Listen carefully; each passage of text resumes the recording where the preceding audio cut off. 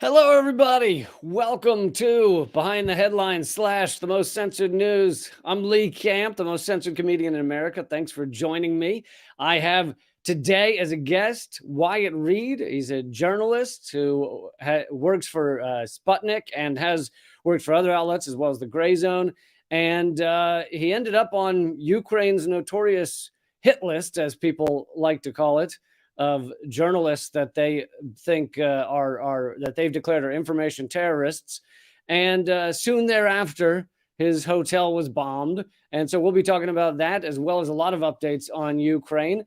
And yeah, make sure to hit like and subscribe and all that good stuff. And let's get to it. Please welcome Wyatt Reed. Hey, Wyatt. Hello. Hey, Lee. Thanks for having me on. Yeah, thanks for joining me. So I know it's been a few weeks, but I feel like that probably gave you time to process everything and figure out how you feel about it and everything. If you could just, I guess, if we could just start off by you walking through, what brought you to Ukraine and how you ended up on the Ukrainian hit list. Yeah, absolutely. It has been, I think now it's been about over a month, closer to 2. So yeah, it's been good. I've settled a little bit. I no longer jump at loud noises, so that's good. I was actually going to ask, I might show on the side your video from outside that night, but I won't show it if it gives you flashbacks, because no. You can. I know that I was in the closest thing I can relate to is I was in the middle of when the woman got killed in Charlottesville, Heather Heyer, and I was right next to it. And every time the news would show that fucking clip of the car driving through everybody, I'd I was actually there too. I didn't realize were? you. Yeah. I jumped out of the way of that car and was like, really? Okay, because I think I didn't know you then, but I saw Alex like a minute after. Yeah, Alex. I did an interview with of all people, Chuck Modi, in the immediate aftermath of that, and I didn't meet him again for several years later. And then he's like, wait, months later we realized that we had actually met. Years before. I don't know. I mean, this is speaking to how PTSD works in these situations and everything. I don't know if you had trouble watching that clip, but they would show it on the news just constantly, and I just.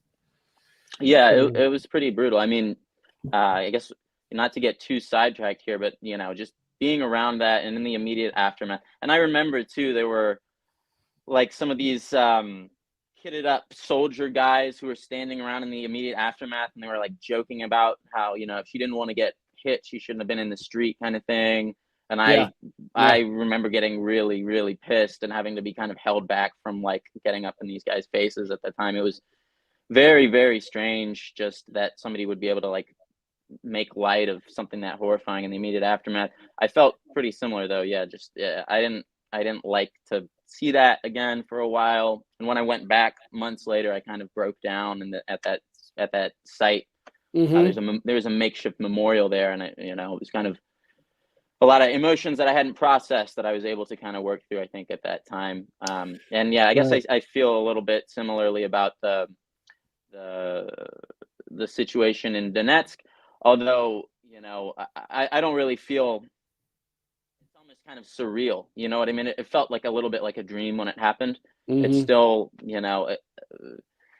it freaks me out for sure. Being 100 meters from an artillery strike is not a pleasant feeling. I wouldn't recommend it. Wouldn't wish it on just about anybody. But I'm able to see that. If you want to show the audience at some point, it won't. Well, yeah, I'm not going to play the audio because we can get the information from you here now. But I just thought I'd show silently while we're speaking some of the footage. Sure. Yeah. So to back up some, how did you end up in Ukraine and end up on the hit list?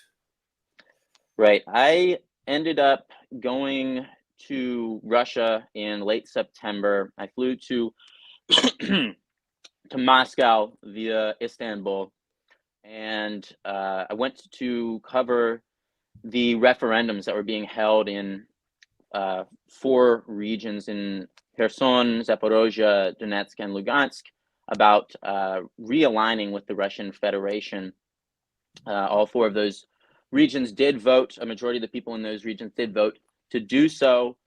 We can kind of debate the merits of holding a referendum in this kind of war situation when hostilities are ongoing and there is displacement. Obviously, there is a legitimate debate to be held about to what extent it is possible to fully capture the sentiments of the people there during those kinds of circumstances. But regardless of all that, those people who did go out to vote, the majority in each of those regions did vote for realignment with the Russian Federation.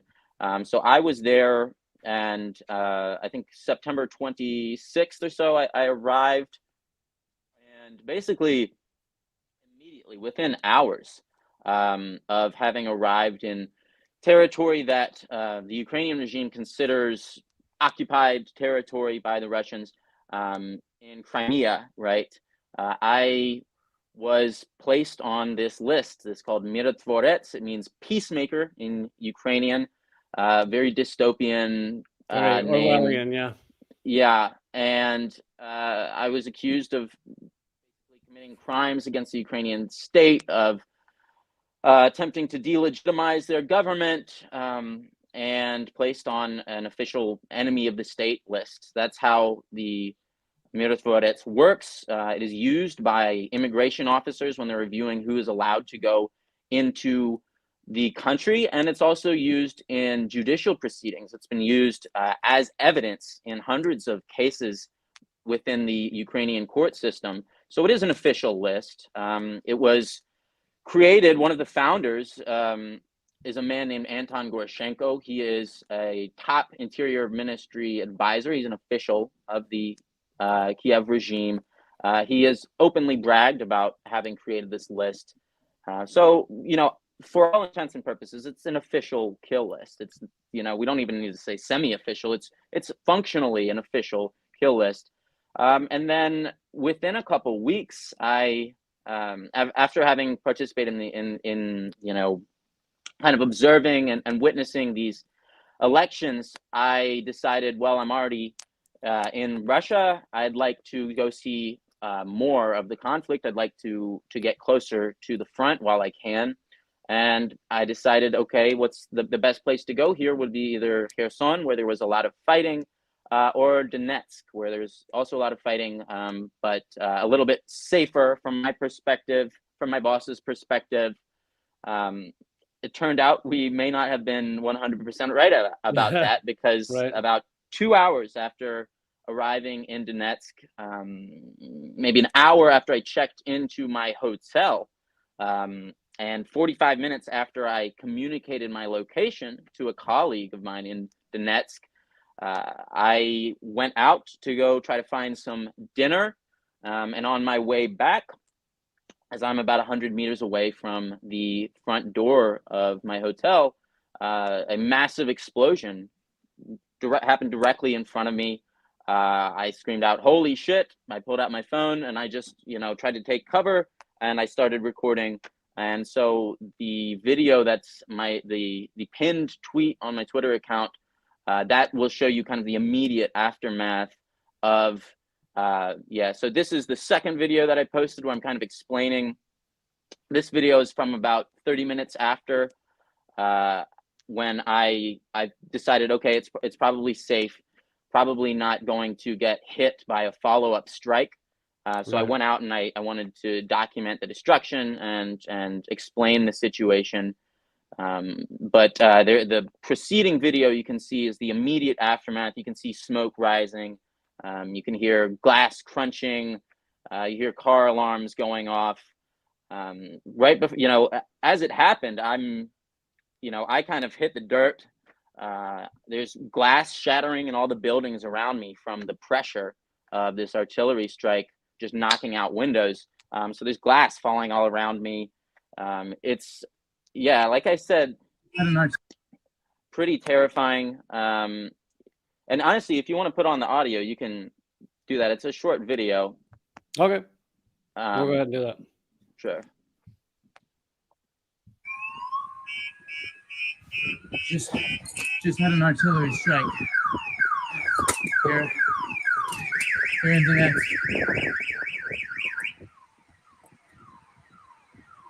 Right outside my hotel. So you can see that the smoke is starting to dissipate there. Holy shit. But that strike was right there in the corner, right next to where that flashing blue light is. It was slightly to the left, probably about 5-10 meters. Took out the bottom floor of a building there, really devastated the building. Luckily, no one was in the immediate vicinity. There were no injuries, which is, you know, a huge blessing. You can hear just from my language. I really didn't know what to say. Yeah. I was not in my most poised moment there. And here, you know, here in about a second, you'll see I was waiting. I was worried that they were going to follow up and do what's called a double tap. Basically strike the same location, you know, seconds or minutes later in an effort to take out the first responders and, you know, survivors as well, potentially police officers or anybody who's coming to the scene to make sure people are all right. So that was my concern. So I wanted to wait for a minute to make sure that wasn't going to happen. And then you see me here just sprinting as fast as I can into the hotel lobby. And I don't know if you know, or have you maybe someone has suggested how accurate these missiles can be and whether this was intentional. Did it intentionally miss the hotel as kind of a warning? It's hard to say. It's also geographically, from the way the hotel is situated, there's not really a way for them to score a direct hit on the building. Because so if you understand, like where this camera is positioned right now, we're looking east. We're facing east. So that means behind me is the west. So all the artillery shells are being launched in basically forward in the direction that this camera is pointing right now. They don't have this they haven't captured the territory that would allow them to shell from the north, right? Or from the south. So they wouldn't be able to score like a direct hit on the building. Most of that property of that the hotel there, the Donbass Palace, it faces east. They really aren't able to score. They aren't able to shoot artillery directly into it. If they wanted to, they could potentially use a HIMARS and blow up that building. That would be really their only real way of hitting the building directly. As it is, when they're using the artillery shells, and in this case, I found out later it was a 155 millimeter, that is to say, a NATO standard shell that was used on this hotel. So they whether this was a warning, whether this was an effort to attack me personally as opposed to the rest of the journalists, because this is a hotel, I should note, that is known for hosting international journalists. There were 3 or 4 other journalists there while I was staying there that night. So it's impossible for me to say 100% for sure that they were targeting me specifically. It certainly felt that way at the time. And even later, just given the timing of it, it certainly seemed probably harder to believe that it wasn't on purpose. But I don't have a crystal ball, and I certainly don't have a direct means of communicating with the people who carried out this strike. I don't think I even want to necessarily, but it certainly felt that way. They are fairly accurate. They've gotten significantly more accurate since February, since they started being given equipment upgrades, since they started having NATO basically deck them out with all these kind of electronic navigation surveillance equipment, all this stuff that they've been able to use to really hone in a lot better and improve their accuracy. So certainly this strike was targeted at this area. You know, we're talking about a margin of error of feet and meters, not kilometers. Right. You know, there is no question in my mind that this was an intentional effort to target a civilian area. Almost certainly definitely an effort to target journalists, Whether it was an effort to target me personally, I simply can't say, although I strongly suspect it.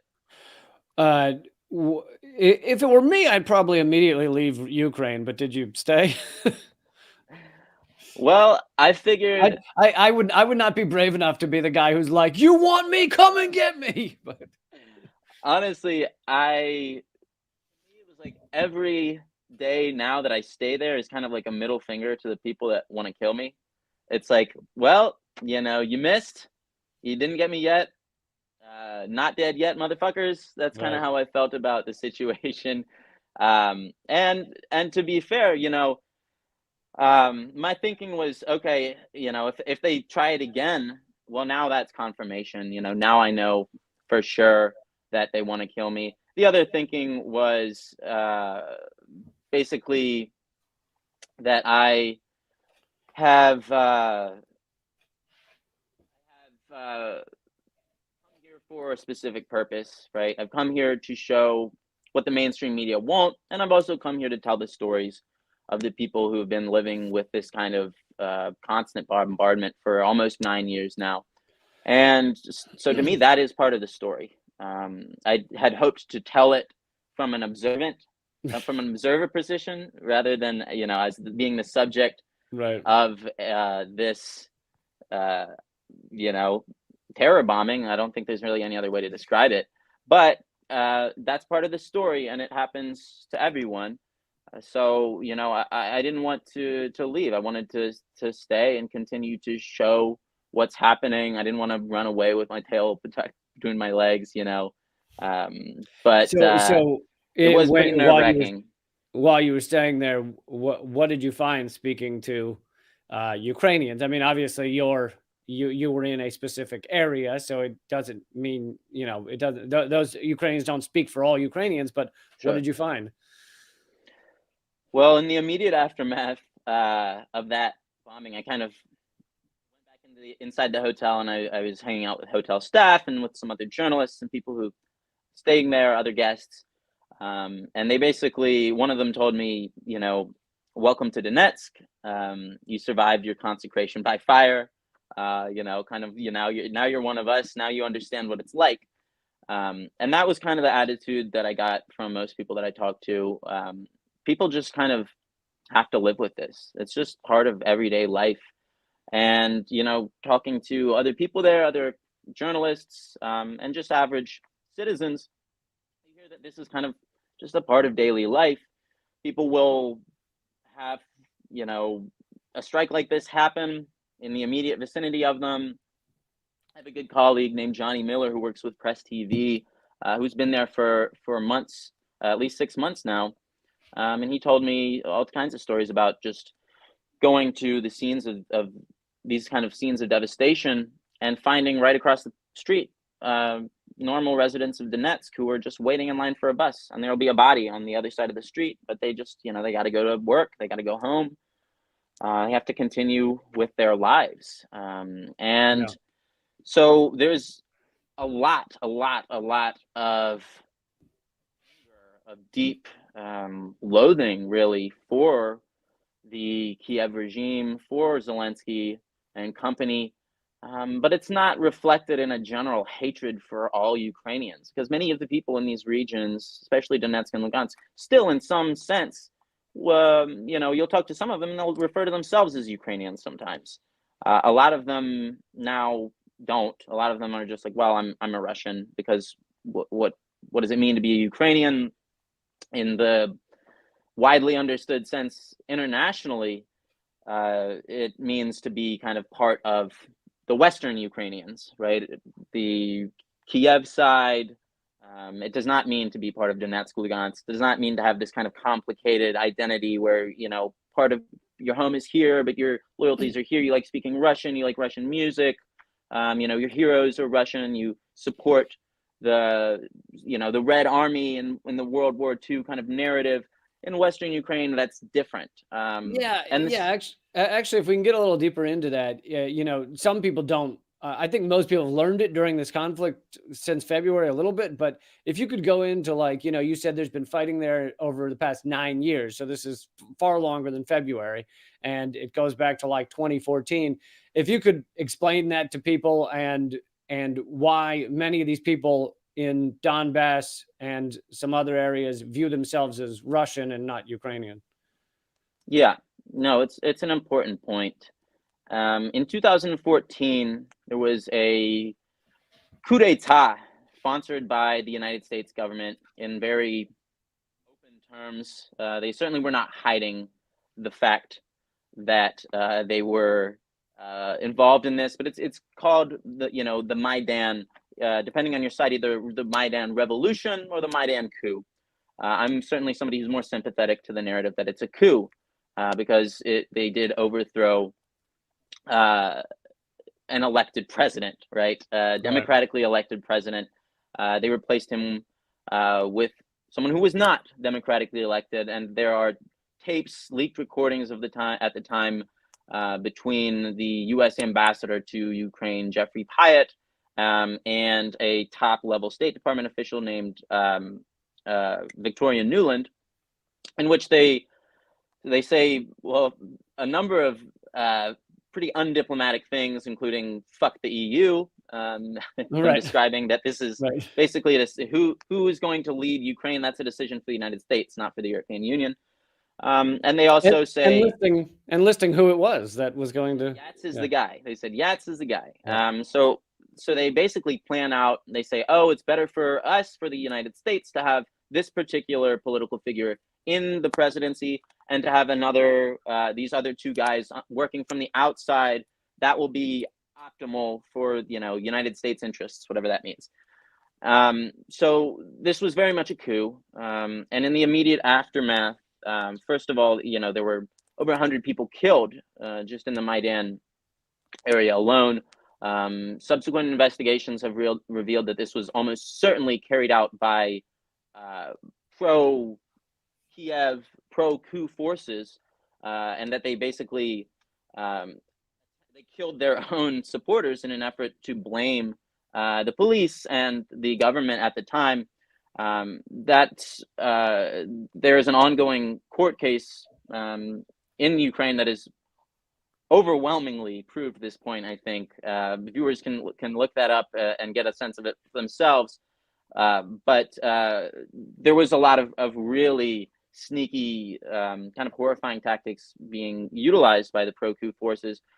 And in the aftermath of this coup, people in eastern Ukraine saw what was happening to what they would call Russian sympathizers, to people whose heart, still kind of belongs with that side of the border, who consider themselves Russian on some level, or just are sympathetic to the Russian side or have family there.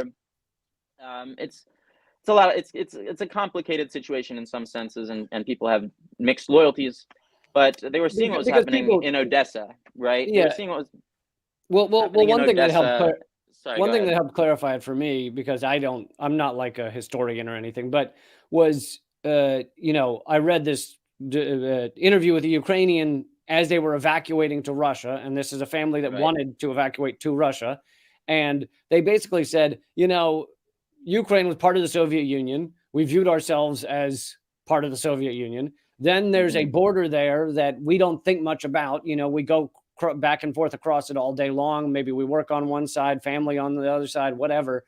And then slowly that border between Ukraine and Russia, and, after 91, becomes a solidified, this is different countries, and now we're at each other's throats border. And all of a sudden we're on it, we're told we're Ukrainians, and it's like, no, I'm Russian. My family's over in Russia. And so it's like the border became more and more solidified, and these people got stuck in the middle. Right. And just to finish my point, I guess the people in these regions were seeing what was happening to people like them, who had some kind of mixed loyalty, who weren't 100% rah pro-Ukraine. They were seeing what was happening in cities like Odessa, where people who were, pro-Russian were locked in a building and burned alive while the police and the fire department watched, and 39 people were massacred this way, burnt alive. And, outside you have the Ukrainian nationalists, pro-Nazi forces cheering on and treating it like a cookout or something, like this is, a wonderful, great occasion. Look at this wonderful, good thing that we've done. And they saw that in Eastern Ukraine. So people took up arms, whatever they could find, old hunting rifles, pitchforks, and whatever they found out in the barn.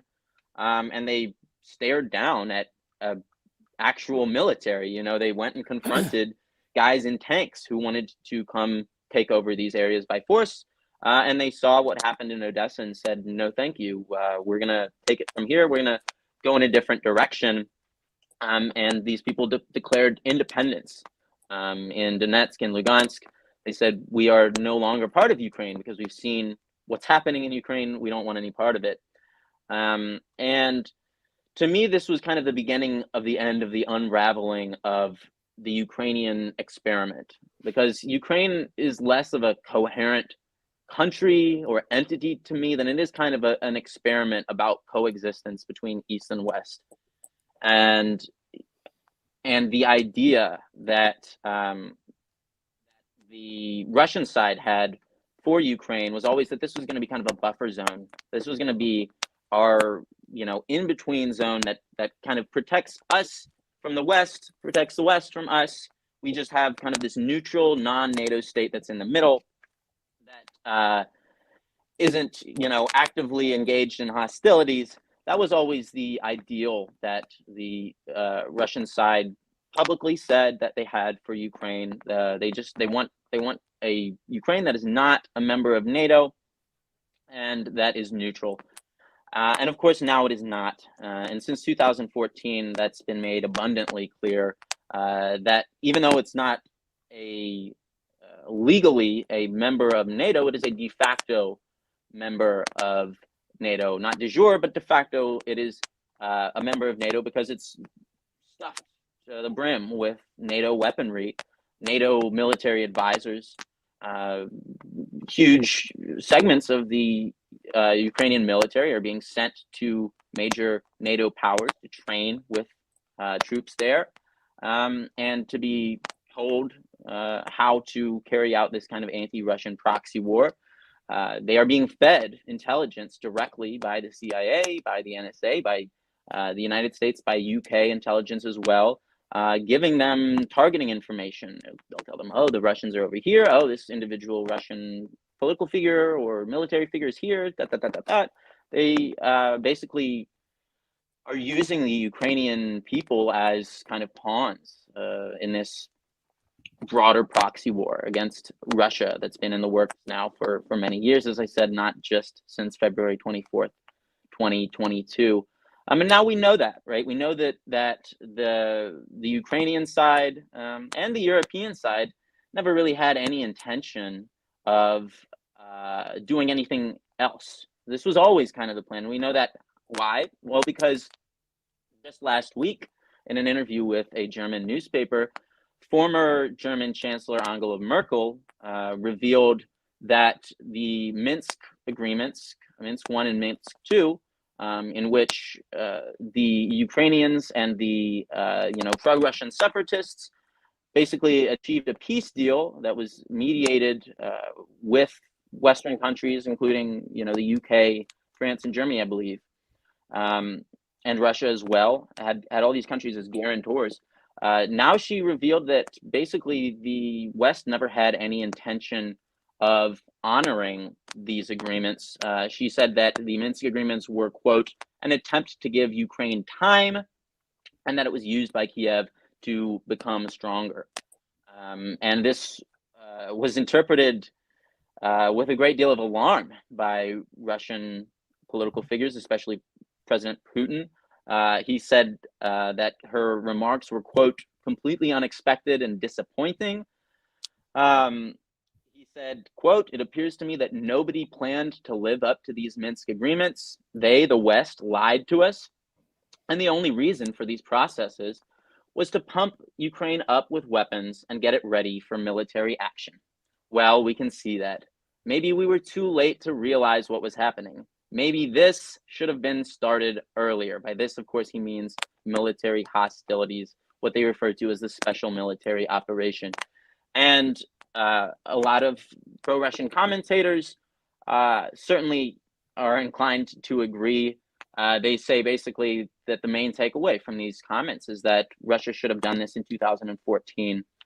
They should not have gone along with these peace agreements, because now Angela Merkel is admitting that they were not real peace agreements. They were only an effort to give the Ukrainians time so that they could basically become a de facto NATO outpost, a de facto anti-Russia that's going to be used, weaponized against Russia in exactly this kind of military conflict. Yeah.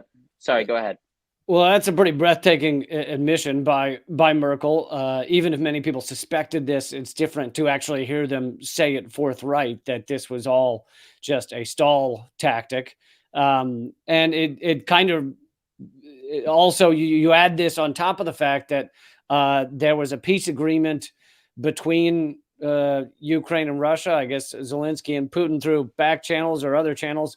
There was one that was going to be signed in April, and Boris Johnson, as a representative of the UK and the US, went to Zelensky, went to Ukraine and said, you know, if you sign this thing, you will not have any backers in the West. Basically, your entire support will be gone, and told him to end the peace talks. So we have the proof that the US and UK do not want this war to end. They just want it to drag on, and no matter how many Ukrainians die in the process. Exactly. And that's exactly what we're seeing right now. And I think, I believe his exact words were something like, Ukraine may be ready for peace talks, but the UK is not. And that kind of communicates to you really the relationship here, which is, it's so funny because constantly you'll hear things from Biden where he's talking about, oh, well, we're not going to push the Ukrainians to negotiate. That's a decision for the Ukrainians. When the shoe's on the other foot, it's always, oh, well, that's something for them to decide. How it would be colonialist of us to impose some kind of solution on them. And this is the rhetoric that you hear from, AOC and the squad about this, is that it's, for us to suggest peace in this proxy war, that's colonialism now. But you're right, though.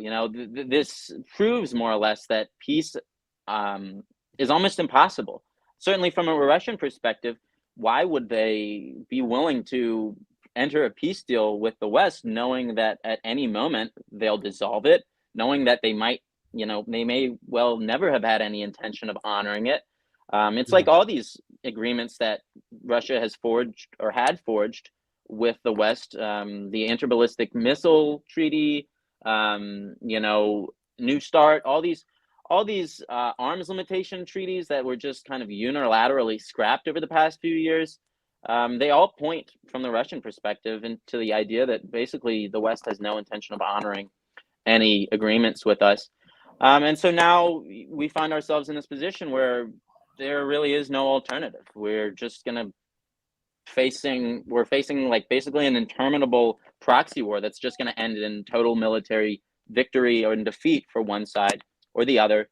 My personal suspicion is that given the way the war is going right now, that the Russians will be victorious, especially given what we're seeing right now in Bakhmut, or Artemovsk, as the Russians would say. Bakhmut, they say in the West. That now Western media is acknowledging is just a total meat grinder. The Russian sides estimate that the Ukrainians have lost 10,000 soldiers at least killed, not counting just casualties, wounded or run away. Just in this one, battle alone, we obviously the Ukrainians don't admit that. I think at this point they're saying that they've only lost like 10,000 troops killed in this entire military conflict. Obviously a lie.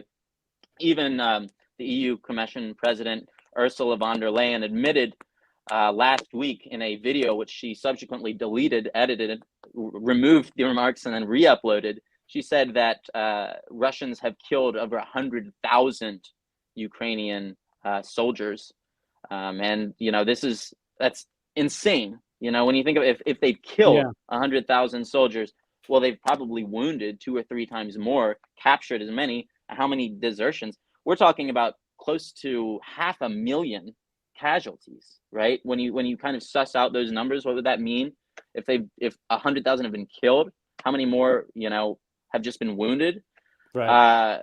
It's yeah. I talked jaw-dropping. I talked to Scott Ritter a couple of weeks ago on here, and he said that Russia has shifted now from the kind of game plan that they thought was going to be a fairly quick victory, and now it's turned into a grind them down. But Russia is certainly capable of that. They have the more people, the more weaponry, the more money. So, right, and that's what Bakhmut is right now. That's what Artemovsk is right now. It's a big meat grinder, and over the past 2 years, 2 weeks, you started to see the mainstream media use this phrase, meat grinder. It's popped up in a bunch of different articles. I think AP, CNN.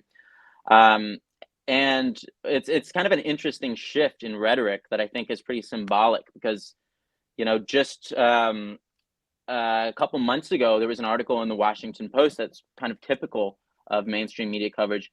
That the headline here is, "In bloody battle for Bakhmut, Russian mercenaries eye a symbolic prize." So they're referring to Bakhmut as symbolic now, because you get a sense, the tides are turning. Well, we want to kind of create this narrative going into that. This is, if they lose Bakhmut, it's not a big deal, right? Right. They said, I'll read a couple quotes from this article, this Washington Post article. They said, quote, "In this fight for control of a shattered city, military experts say the ambitions of a Russian oligarch, Yevgeny Prigozhin, founder of the Wagner mercenary group, may have eclipsed all strategic logic." They went on to say that, quote, "The battle for Bakhmut is no longer part of any coordinated military operation. Instead, Prigozhin is pouring waves of mercenaries from Wagner into battle, appearing to see political advantage in capturing Bakhmut as a military trophy." And so you see here, this was the Washington Post, and I guess I want to counterpose this with a more realistic appraisal that I saw from the Associated Press, that in an article they released in October, admitting, quote, that taking Bakhmut would rupture Ukraine's supply lines and open a route for Russian forces to press on towards Kramatorsk and Slovyansk, key Ukrainian strongholds in Donetsk province. Now, that is true. This is not a symbolic city. Right. There are 7 major roads leaving this city. It's an important, from a strategic perspective.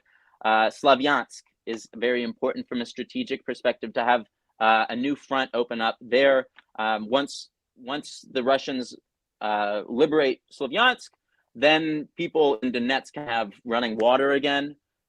So there are kind of a lot of military and civil considerations that are going into this necessity for Bakhmut. It's not a military trophy. Right. But you see all this, the mainstream media spin machine moving into action, where they basically, any victory for Russia is not really a victory, it's a Pyrrhic victory. And then they frame, it's this constant projection where anything that's happening to the Ukrainian side is actually happening to the Russian side. Well, and also they want everyone to believe that one day Russia's getting defeated, they're going to lose, they're getting destroyed, and the next day Russia's going to take over all of Europe. And it's like, right. How can it be both? Yeah, right. And that it's BS, because if Europeans, the Europeans are now, various European governments saying we're basically out of weapons, right? We have shipped all of our weapons to the Ukrainians.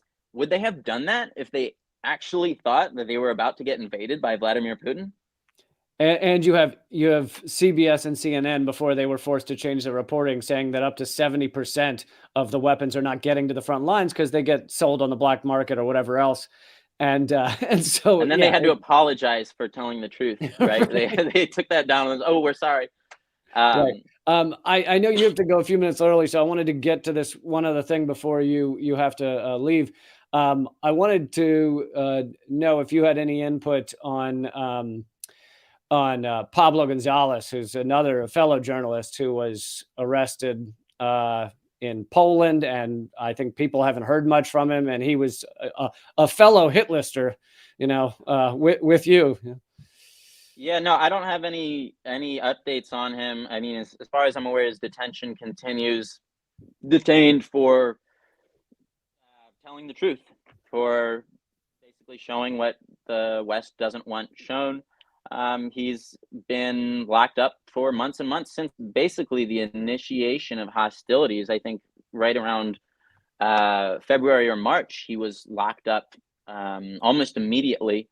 This is a Basque dude. He's, if people call him Spanish, I think he might object to that because a lot Right, of a lot of Basque people right. tend to.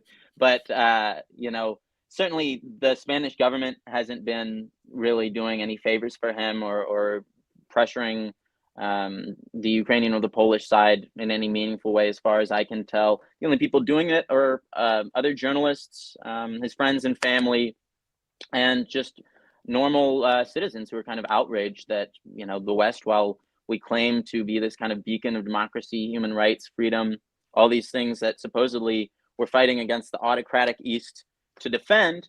Well, all the people who are saying maybe we should live up to those values if we're going to fight a huge proxy war ostensibly on this basis, those are the only people really pressuring for Gonzalez's release. Sadly, I wish that I had a little bit more optimism about that case, but the way things are going right now, and as we discussed, just kind of it looks like this is going to stretch on for months, if not years, at this point.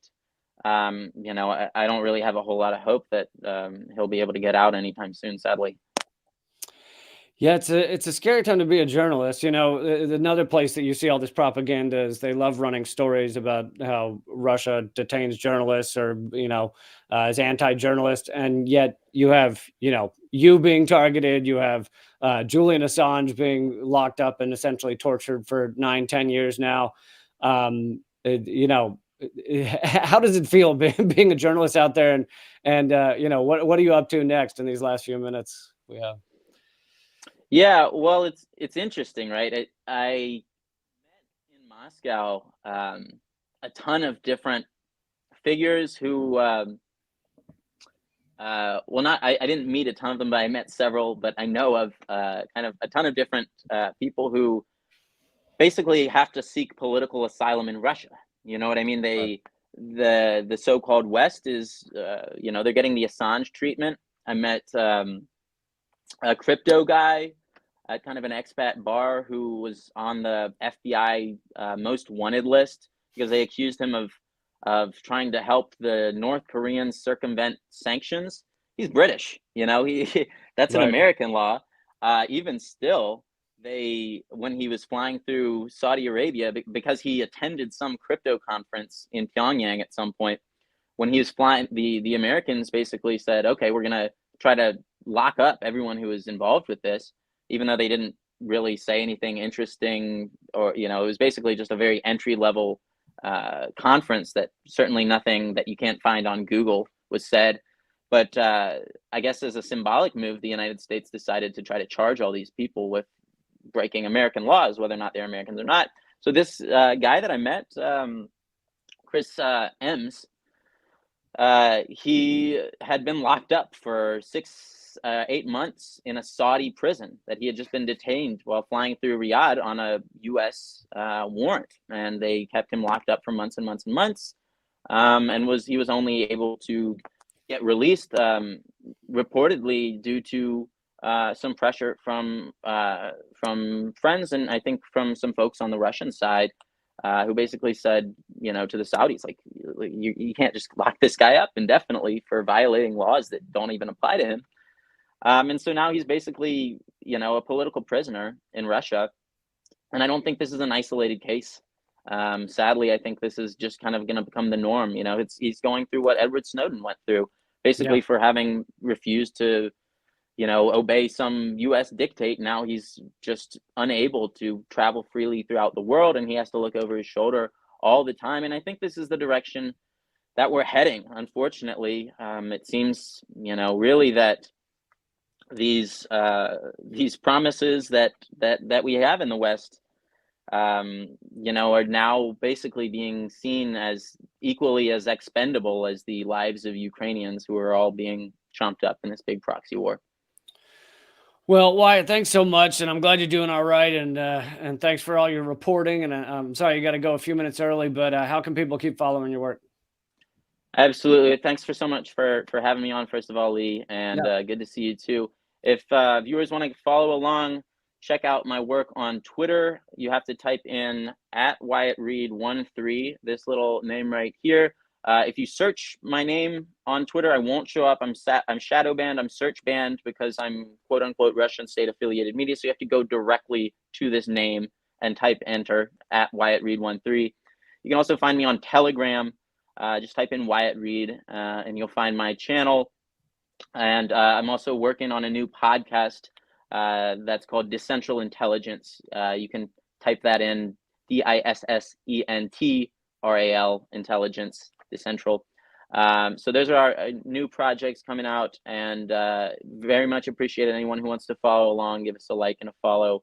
Thanks so much. And thank you, Lee, for having us, or having me on to discuss this. It's really important, and not enough attention being paid to this, certainly. Yeah, thanks a lot, Wyatt. Glad you're doing well, and it's good to hear your voice. Hope to see you soon. Thanks, man. Take care. Take care. All right, everybody. Wyatt Reed. I hope you enjoyed that, and I hope you've been enjoying these this ongoing series that I've been having of interviews, 2 every week. As you'll see on the screen now, this whole venture behind the headlines, most censored news that I do. It's all with Mint Press, but it is completely funded by people like you. So if you feel like you got a couple of dollars out of this, please become a member. Patreon.com/behind the headlines. Tomorrow, I will be talking to Vijay Prashad. A lot of people are big fans of his. He is a well-known writer, speaker, philosopher, and plenty of other things, journalist. So, yeah, don't miss that one tomorrow, noon Eastern, I believe, right here at youtube.com/behind the headlines. Even if you can't become a member on Patreon, I hope you will click subscribe, and you got to click the bell next to subscribe so that they will actually alert you to when we have a new video. That's how you can find out about our videos each and every week. And the new Most Censored News comes out tomorrow as well on that same channel, youtube.com/behind the headlines. All right. Thanks again. And keep fighting.